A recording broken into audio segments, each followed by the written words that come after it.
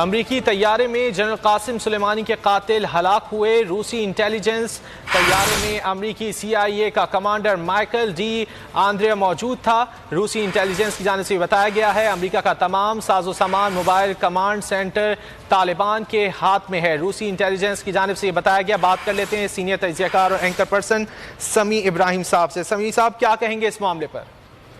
دیکھیں یہ بڑا سنجیدہ معاملہ ہے، بڑا سیریس ہے، اس لیے کہ جس وقت قاسم سلیمانی کی ایلیمینیشن ہوئی تھی تو یہ ایران نے اعلان کیا تھا کہ امریکی ایسٹس اور خاص طور پر جو ان کے فوج سے ریلیٹڈ جو ان کے پرسنل ہیں یا جو سامان ہے وہ ایران کا ٹارگٹ ہوگا۔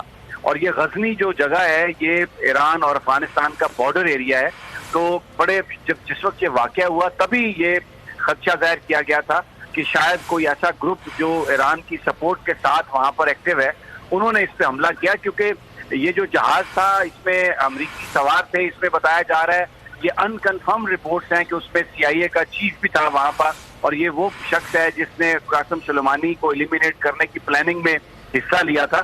تو یہ بہت بڑا یہ واقعہ ہے۔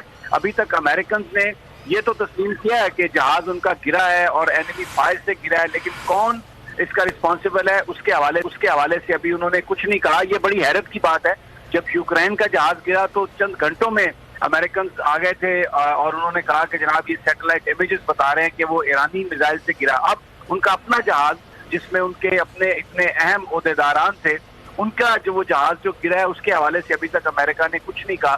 بہرحال یہ بہت بڑا اس کا امپیکٹ ہوگا، اس لیے کہ بظاہر اس کی جو رسپانسبلٹی ہے طالبان کے پاس جا رہی ہے، اور پیس پروسیس جو ہے وہ بالکل اپنے فائنل سٹیجز میں تھا۔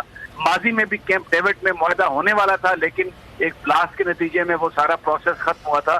تو ناؤ ابھی ہم یہ اب انفولڈ جیسے یہ چیزیں ہوں گی، لیکن یہ بالکل ظاہر ہے کہ یہ بہت بڑا ایونٹ ہے اور اس کے آنے والے دنوں میں بہت بڑی امپلیکیشنز ہوں گی اس خطے میں، کیونکہ اگر وہ CIA کے لوگ اور اتنے اہم لوگ اس جہاز میں تھے تو پھر ڈیفینیٹلی ریٹیلیشن کا بھی خطرہ رہے گا۔